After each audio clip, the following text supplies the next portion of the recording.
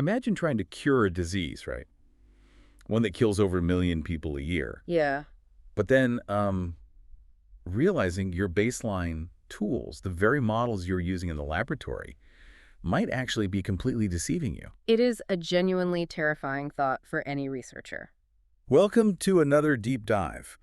Today we are wading into the murky diagnostic waters of infectious diseases. And, usually when we talk about a medical diagnosis, there's this expectation of absolute precision. Right, like a clear-cut answer. Exactly. You break your arm, the x-ray shows that jagged white line, and the doctor just points and says, there it is. But when you step into the world of complex, multi-system infections, that imaginary x-ray machine just shatters. It shatters completely. I mean, we really like things to be visible and easily categorized, but with systemic diseases, the battlefield is constantly shifting. Especially when we're talking about malaria, and specifically its deadliest complication, cerebral malaria, or CM. This is a condition that predominantly claims the lives of children under 5 in sub-Saharan Africa. And to even begin to develop a cure or like an adjunctive therapy for something that complex, scientists first have to figure out how to study it properly in the lab. Which is much harder than it sounds. So true. And the fascinating thing we are exploring with you today is that the actual type of mouse scientists use in the lab might just be the skeleton key. Like, it might be the key to unlocking the genetic mysteries of why some people survive malaria while others develop fatal brain complications. So the source material for our deep dive today is this densely packed experimental pathology article. And it is titled Characterization of Cerebral Malaria in the Outbred Swiss Webster Mouse Infected by Plasmodium burgei onca. Wow, okay, that is a mouthful. I know it sounds highly technical, but what this paper really represents is a fundamental shift in the tools scientists use to understand a global killer. It's a crucial read for anyone studying malaria pathogenesis and, genetic susceptibility. Okay, let's unpack this. Before we can really understand the disease itself, we kind of have to understand the tools used to study it. So why is the introduction of this specific mouse, this Swiss Webster mouse, so revolutionary for geneticists? Well, it changes the whole game. Because I have to admit, as an outsider looking in, a lab mouse is a lab mouse, right? It's a really common misconception, but in the laboratory, genetics dictate absolutely everything. So traditionally, scientists have relied heavily on what we call inbred mice to study cerebral malaria. Inbred mice, okay. Yeah, these are strains with designations like CBA or C57BL6. Wait, if these mice are inbred, doesn't that essentially mean they're genetically identical? Like they're clones? Yes. Essentially, they are practically clones. But if a new drug works on a whole population of clones, it means absolutely nothing for a wildly diverse human population, right? That seems like a massive blind spot to me. You've hit on the exact paradox of laboratory science. Yeah. Because for decades, researchers actually wanted that blind spot. Really? Well, having genetically identical mice is incredibly useful when you want to isolate a single variable in an experiment. If you give 10 clone mice the same parasite and they all react the exact same way, then you know your results are highly reproducible. Exactly. It completely eliminates background noise. But, you are entirely correct about the real world. The human reality is messy. Yeah, human populations are wildly, beautifully diverse. Right. Testing malaria drugs or vaccines on inbred mice is kind of like testing a new car suspension on a perfectly flat, highly predictable test track. Like, sure, it performs great there. Oh, that's a good way to put it. But using outbred mice is like taking that exact same car out onto a real-world city street, full of unpredictable potholes, speed bumps, and varied terrain. That is a brilliant way to visualize it. And that city street is where the outbred Swiss Webster mouse comes in. Outbred populations are genetically heterogeneous. Meaning they have a ton of genetic variety. Right, because human cerebral malaria is highly complex and multifactorial, meaning it's not just like a single gene mutation, but a whole cascade of biological events. So an outbred model allows scientists to test new treatments in a population with diverse genetic backgrounds. Which makes sense because you need to know that a new drug works broadly across the human population, not just on one specific genetic profile. Exactly. The paper spends a lot of time talking about this concept called QTL mapping. If you're a geneticist looking at this, how does having this diverse city street mouse actually help you map genes better than the clones did? Well, QTL stands for quantitative trait loci. Okay. It is essentially a genetic approach used to narrow down complex traits to specific regions of DNA. So in this case, scientists are desperately trying to find the specific genes that determine whether a host is susceptible to cerebral malaria or resistant to it. So it's basically a scavenger hunt for the susceptibility gene. Exactly. Now imagine using those inbred identical mice for this hunt. They can only give you so much resolution. Right, because they're all the same. Because their DNA is so uniform, they might only point you to a massive general region of a chromosome. It's like knowing the suspect is somewhere in North America. That is not very helpful. Not at all. But with the genetic mixing that happens in outbred stocks like the Swiss Webster, you get much smaller, highly shuffled chunks of DNA passing from generation to generation. Oh, I see. Yeah, researchers can achieve what's called fine post-QTL mapping. They track how these smaller genetic chunks are inherited through the varied population, which narrows down the suspects from a continent to a city to the actual individual genes modulating the disease. That makes a lot of sense. It provides a far more powerful magnifying glass for the geneticists. But here is where I kind of have to push back a little. Sure. If this diverse model is going to be genuinely useful for studying pathogenesis, the Swiss Webster mouse actually has to develop the disease the same way humans do. Right. Does it actually hold up under the microscope, or is it just a genetic playground that doesn't mirror the real-world pathology? It absolutely holds up, and the researchers proved it meticulously. They found that the outbred Swiss Webster mice showed a highly reproducible 62.7% incidence of lethal cerebral malaria. Wow. And the clinical signs match human presentations terrifyingly well. Between days 5 and 10 of the infection, the susceptible mice presented with severe neurological signs. Like what? Ataxia, which is a severe loss of coordination. They exhibited disorientation, paraplegia, and, eventually fell into a coma. And when the researchers looked at the histopathology, the actual tissue damage under the microscope, they found the brains were heavily damaged, right? The brain damage mirrors the established inbred models and human cases directly. They observed large microhemorrhages, especially in the cerebellum, which explains that loss of coordination we just talked about. Okay. There was significant perivascular edema, basically, fluid leaking out and swelling the tissue around the blood vessels.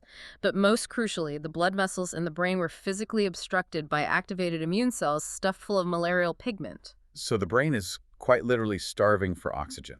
Yes. Okay, so the brain is clearly under siege.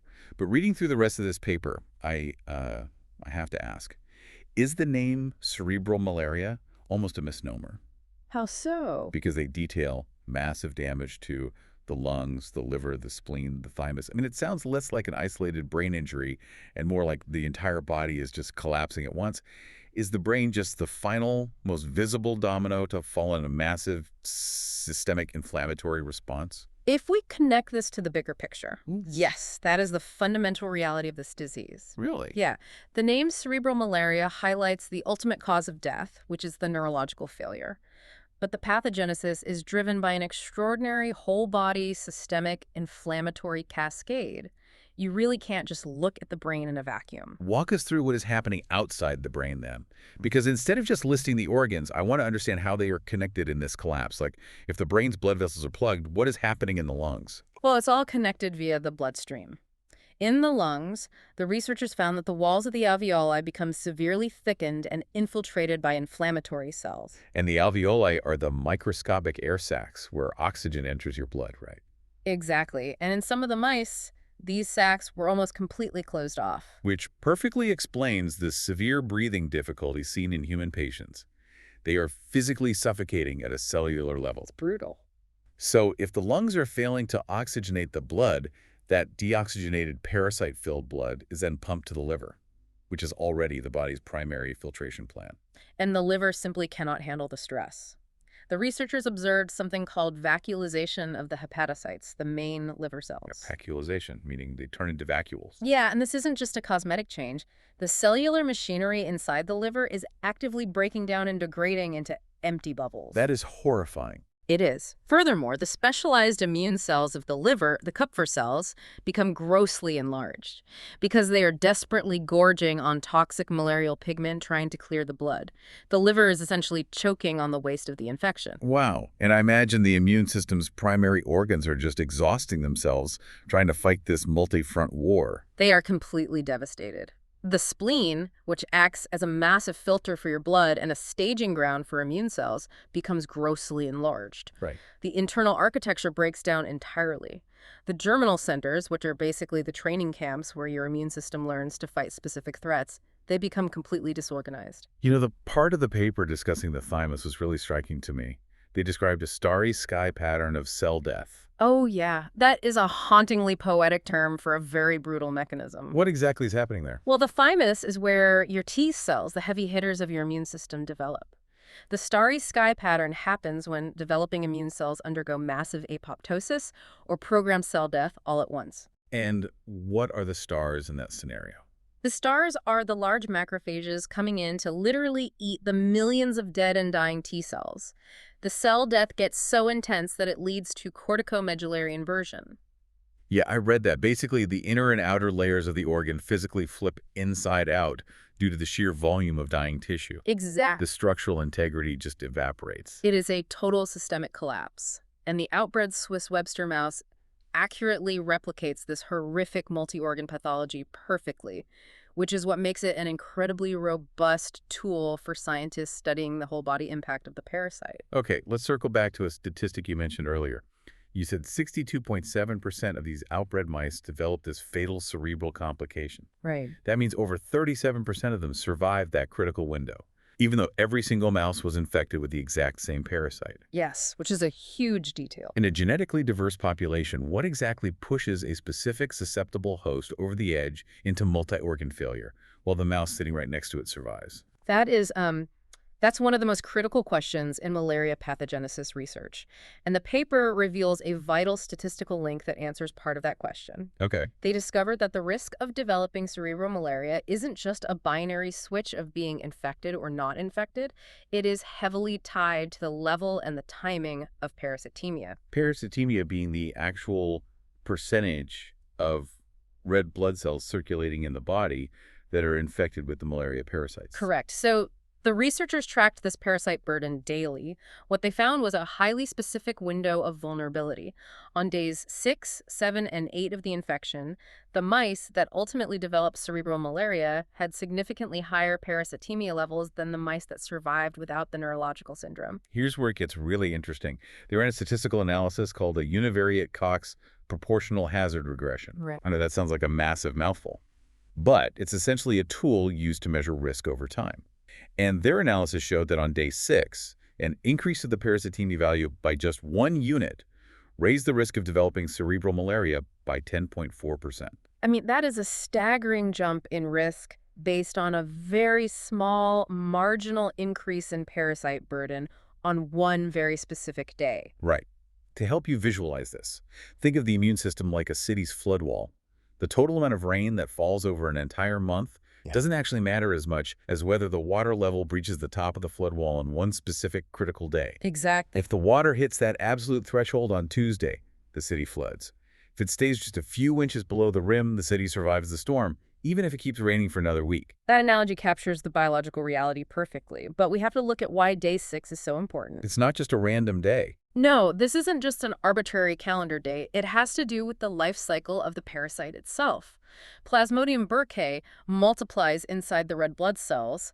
Then, those cells burst, releasing a massive wave of new parasites, antigens, and toxins into the bloodstream to infect more cells. So it's a terrifying exponential cycle. Right. And by days 6 through 8, this exponential growth hits a critical mass.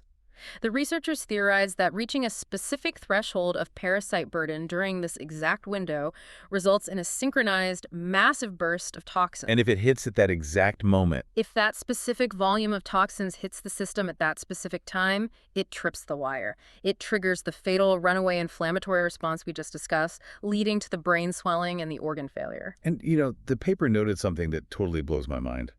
The mice who didn't develop cerebral malaria, their parasitemia levels actually kept going up later in the infection. That is the most counterintuitive part of the whole study. It's wild. The non-CM survivors eventually reached parasitemia levels way higher than the mice that died. We are talking about up to 60% of their blood being infected. But they didn't get cerebral malaria. Right. Because that massive spike happened after day 10, it didn't cause cerebral malaria. The biological window of vulnerability had closed. So the timing of the threshold is just as important as the threshold itself. It's like the immune system is on a tight biological timer. If the parasite load doesn't trigger the tripwire between day 6 and 8, the brain is miraculously spared from the worst of the inflammation. It truly highlights the delicate interplay between the invading pathogen and the host's kinetic immune response. Okay, so we know that the timing of the parasite burden triggers the fatal systemic inflammation. But this leads us to a massive ongoing debate in the field of malaria pathogenesis. The sequestration debate. Yeah, when that brain damage actually occurs, where are those parasites physically hiding? It is fiercely contested. To give you some context, for a long time, the dominant hypothesis was that infected red blood cells physically sequester, meaning they adhere directly to the deep endothelial cells lining the blood vessels of the brain. So the idea was that the parasites act like bricks. They use sticky proteins to bind directly to the walls of the blood vessels, build up a physical dam, clog the pipes, and cause ischemia, meaning they completely cut off the oxygen supply to the brain tissue. That was a widely accepted model. The physical mechanics of the parasite itself caused the blockade.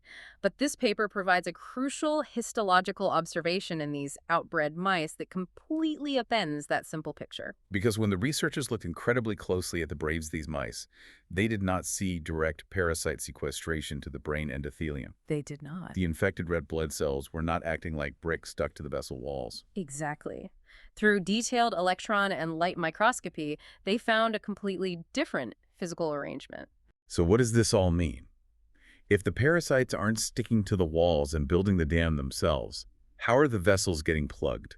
Because we already established earlier that the vessels in the brain were completely blocked, which is what causes the coma. Well, they observed that the infected red blood cells were indeed in the vessels, but they were attached to the surface of activated monocytes. Monocytes. Yes.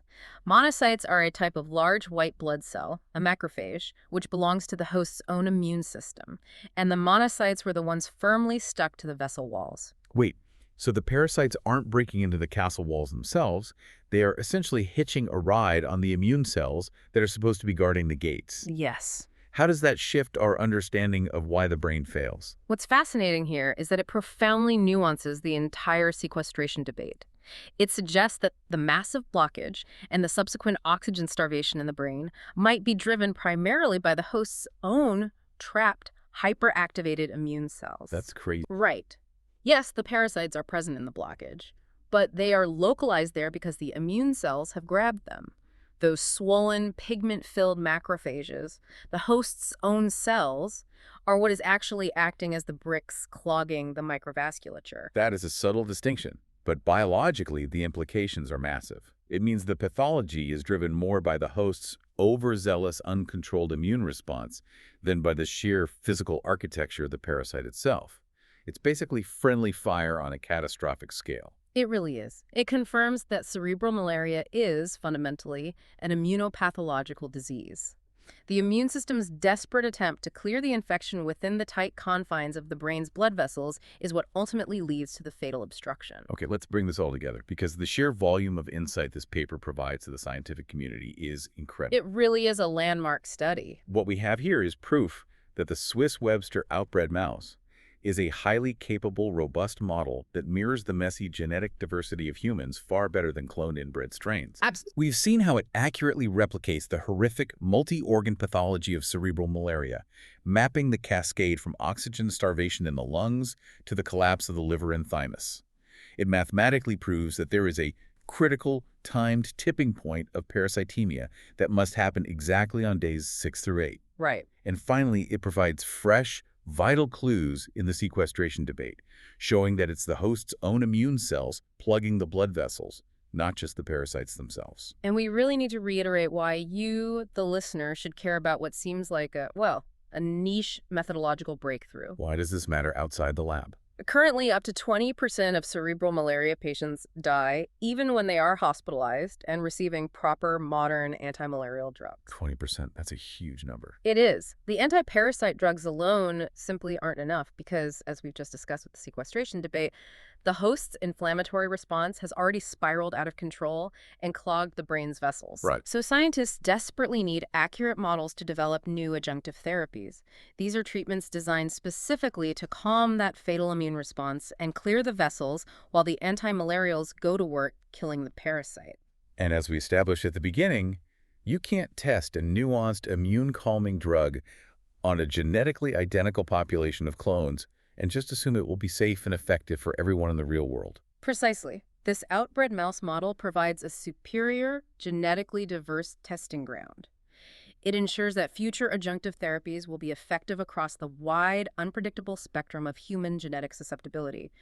It is a critical stepping stone to saving hundreds of thousands of lives. We've covered a tremendous amount of ground today, from genetic test tracks to timed tripwires in the blood and, the hidden mechanics of brain swelling. Yeah. But we want to leave you with a final concept to mull over. We now know, thanks to this outbred model, that susceptibility relies heavily on a highly specific threshold of parasite burden, occurring exactly on days 6 through 8. Ooh. So, could the future of malaria treatment involve mathematically predicting that specific biological spike in human patients? That's the dream, really. Imagine a world where we can monitor a patient's blood, predict the exact day the exponential parasite load will breach their personal flood wall, and preemptively pause or dampen their immune system just long enough to let that critical window of vulnerability close. It would completely change the paradigm of treatment. We wouldn't just be reacting to the catastrophic damage after the dominoes fall. We would be disarming the trap entirely before it springs. At the beginning of our deep dive, we talked about how comforting the precision of a broken bone on an X-ray is, like a clean break, easily visible. Yeah. Systemic infectious diseases like cerebral malaria will never be that simple. It is messy, it involves the collapse of multiple organs, it requires navigating wildly diverse genetics, and it operates on incredibly tight biological timers. But we are making sense of it. Exactly. With tools like the Swiss Webster mouse, scientists are finally clearing those muddy waters. They are mapping the complexities of the battlefield rather than ignoring them. And while we may not have a simple X-ray for this disease just yet, we are finally looking at a high-definition map.